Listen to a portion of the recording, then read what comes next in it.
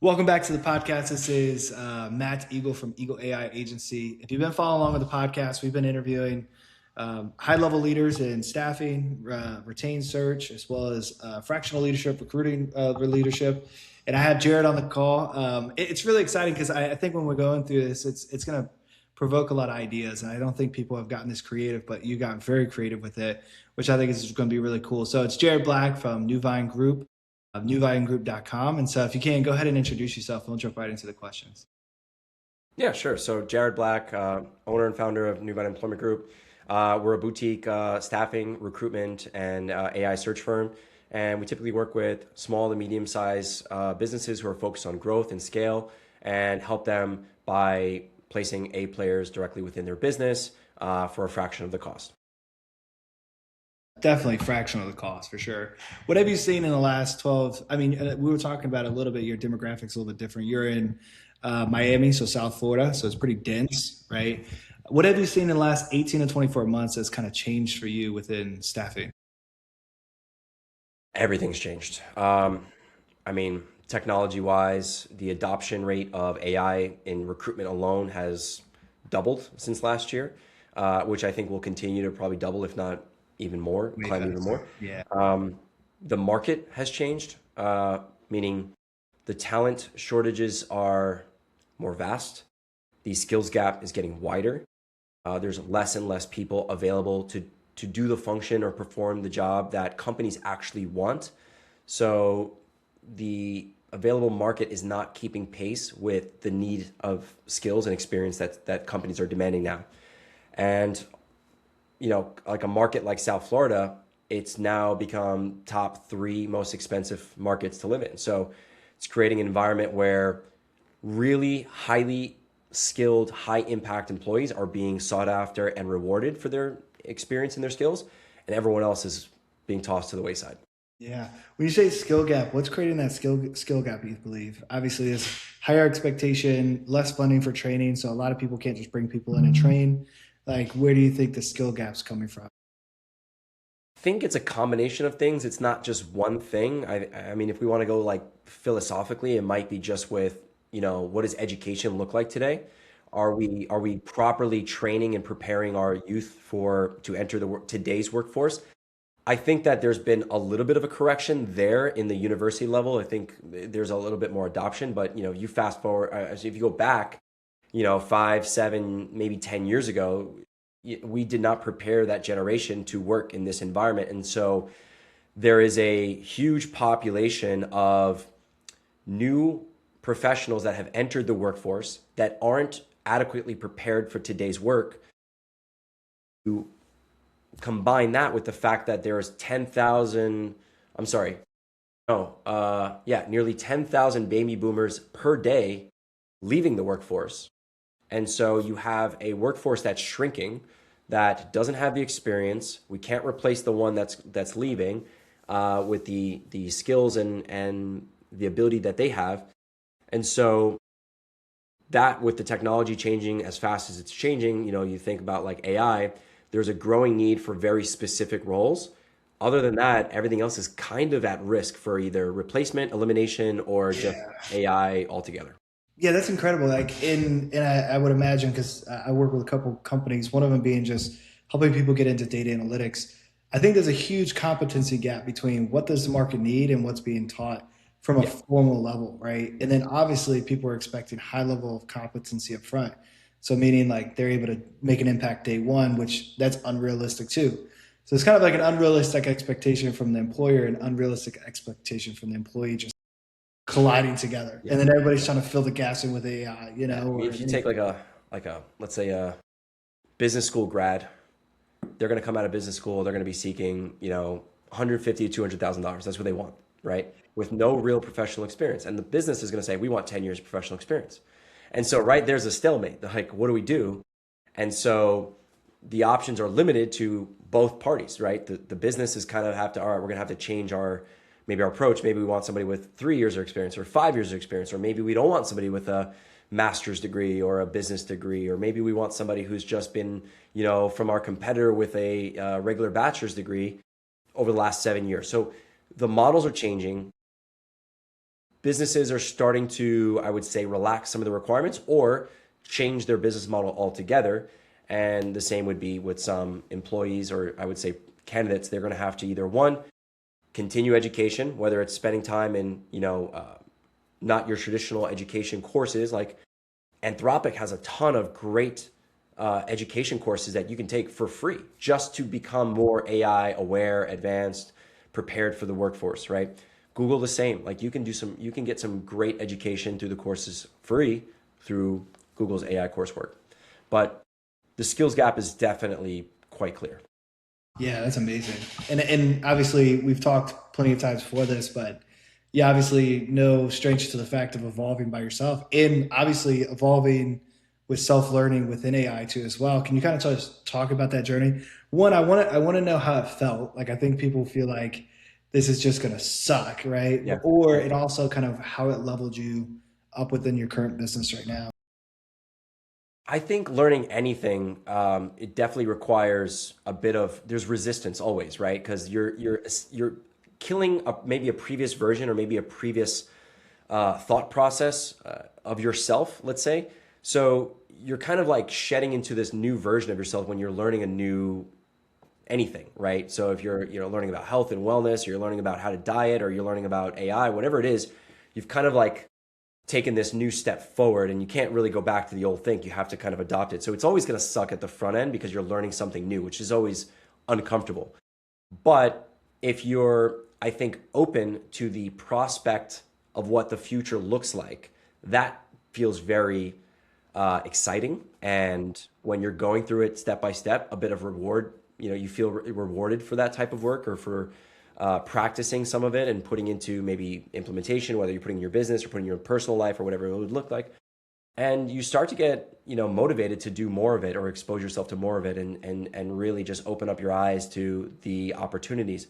I also think about, for me, it was a matter of, what's best for my business long term, what's best for my client, what's best for, my personal life. I have a young son, so I wanted to spend more time with him. I didn't want to be bottlenecked in the business. I wanted to obviously be with my wife and have more of an at-home presence. So there was all these factors that were telling me this is the right decision, and you should be continuing to learn about this side of technology. And so for me, like I was absolutely obsessed when ChatGPT first went Yeah, live. I was just like, yeah, literally all I did for a week was just play with ChatGPT. yeah. From that point, I was like, how do I implement this in my business? And it wasn't really until 2024 where the technology was really there for someone like me who isn't a formal developer or an educated developer or an engineer. So I didn't have the know-how to actually build my own AI prior to 2024. Until that point, I was kind of stuck just wanting it, right? And I was using it as a consumer. But I think there's really just two markets for anything, really. There's a consumer market and there's a producer market. And I had to make sure that I was going to be a producer in relevant to AI. That's so important, especially because you're so everybody knows you're not like an AI developer now, right? No, So not at you all. work obviously in staffing, but in you've built your own niche within your own ability of creating AI, right? So that's good to know. When you say that that you were able to do that, like that's called evolution. That's how you're able to grow from that perspective. That's so six. And I've been trying to build some awareness just around AI in general. So inside of that journey, you've moved from working with ChatGPT, then you started really getting obsessed with just understanding how to implement into your business, which it's super easy today. We were just talking about. I built my own app in 4 days, right? Yeah, It yeah. has everything that I need, all the Zapier integrations, all that stuff. It was so simple. And obviously, you just told me about another tool. And I don't know everything. I have great teams of integrations for big stuff, but like small, that's awesome, right? So, how has it evolved? And no secrets, no business telling, none of that stuff. But maybe from a high level, how has it impacted your business? I mean, it's been a huge impact. I used to be a 30 person, 25 person in office type of culture, right? Everyone suited and booted, so to speak, banging the phones or out knocking doors or something like that. And now we're a team of 10 that does the work of 50, right? So we really have leveraged AI and technology to increase our output, increase the value we bring to a customer, reduce the pricing that our customers are paying for services, and return a better service. And that's always been our core value. Our core value has always been service, accountability, innovation, deliverability. These are founding principles, and I could not ignore what the advancements in technology, whether it be AI or automations or different tools, I could not ignore those things because I knew what it meant for the business and for the end user. Today, companies more profitable, prices are lower, more affordable for our clients, service is better, everyone works remotely, employee engagement is higher, satisfaction's higher. It opens us up to a global talent pool rather to a local talent pool, which become very difficult if you're in a, Big dance area. market like Miami. It's very hard to find good talent. Yeah. So all of those factors combined, it's my home life, personal life is much better because I've created an environment where I'm not handcuffed to a desk or out on the road every day. So all of those things have made positive impacts to When me. you think about it, and I think what people think of when they hear that, they think, oh, we're losing jobs. No, actually, the way that I think about it is it provides better opportunity to build better business. Go out and do it yourself. And you Mhm. see how simple it is to plug the services together with AI, right? Exactly. So own your own business, like slow things down yourself, like put yourself in the right same position, right? I think people think about themselves as an employee versus the owner, right? Because 3 years ago you didn't know anything about AI, and now here you are today, right? So it's incredible. Yeah. So, and I know you said the one thing I wanted to ask was your team has a team of testers, and we were just talking about it, like working through the AI. hmm Obviously everything has to do with team adoption, like their perspective on it. What's your team's adoption percentage? Like meaning scale 1 to 10, one, I hate AI, don't give it to me. 10 being I love AI, I'll do everything AI version, and I'll make sure the team knows everything about AI. Where's the adoption level for your team, and like how did you produce that for your team? Because it wasn't there, and so you started doing it, right? Everyone on the team is pro AI. Everyone on the team is 100% on board with adoption of AI because everything that we build out is to make them a better performer, right? They spend less time, scrolling through LinkedIn or conducting, mindless, endless reviews of candidates. And instead, they're doing more high value work, which is one-to-one interviews. And you can't do that by leveraging the technology without leveraging the technology that we have built for them. So everyone on the team is 100% in support of what we implement. Now, we just don't roll out everything. Like I have, a Yeah. process to what we roll out. Yeah. But I personally am just such a fanboy when it comes to different AI tools. Like I get a shiny object syndrome, but what I do at home in the middle of the night when I'm playing with different tools is different from what I Has roll out in the nothing to do business. with the business. Yeah, that's awesome. Yeah. Yeah, So yeah. I like to play with different things and experiment and just kind of get a feel for what's out there and what's coming. I like a lot of things. I don't like a lot of things. And when I see something new like OpenClaw, I'm excited about it. But then at the same time, I'm like, that's got a while before mass adoption. So I'm not rushing Yeah, into that. exactly. Right. Yeah, So yeah. For there are especially with things like big that AI that kind of, agents and other things. So you got to really keep your head on tight because you start deploying everything. I think the best thing they said is that if you have a mess, it's just going to make your mess bigger, right? yeah, Like, exactly. so you got to clean your mess up before you even throw AI in there. That's incredible. So your team's fully adopted to AI. I see as like the next 3 to 5 years, I'm gonna obviously get your perspective, is it's going to enhance the human experience, not replace opportunity, right? I think, 100%. yes, of course, you downsize, but I'm sure that those folks obviously, but as AI keeps getting adopted, yeah, maybe smaller, more efficient companies, but I think they're going to be more opportunity to enhance your life, to upskill, build your own business, do other things, like create the opportunity that you created, right? So, what are your thoughts, like in the next 3 to 5 years, how AI is going to impact our industry, but just industries in total? Well, recruitment, I actually just released a YouTube video about this, but I think 90% of recruiters will be made irrelevant, right? They will Yeah. basically either be removed, replaced, fired, or just made redundant. The top 10% are those who can create relationships or are able to engage with candidates in a meaningful way and bridge the gap between the needs of the candidate and the needs of the business and bring those people together. So, like you said, it's a human to human interaction.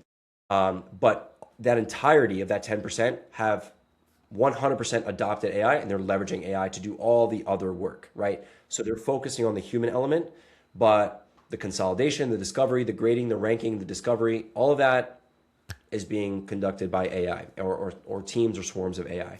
I also think in the very near future, we will have, org charts that have AI employees within them, teams of AI employees, right? And whether they're managements or officers or whatever the case may be, or there's real humans watching those people, but they will be a part of the org chart. I think the org chart altogether will evolve, and it will basically have org chart of human, org chart of AI, and then so on and so forth.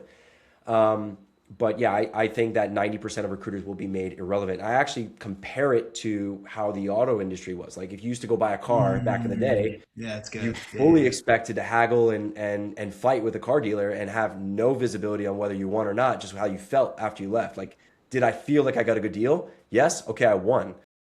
Now, you think about like, okay, you go to a car dealer, like you know everything about the car. You know everything about the price, you know the options, you know the incentives, you know the manufacturer rebates, you know how much inventory they have, you know how much inventory there is in the world, you know if there's a demand for it, if there's a high supply of it, you know everything. So what does the car dealer have to do? They have to provide service, quality, good customer retention or maybe good customer satisfaction.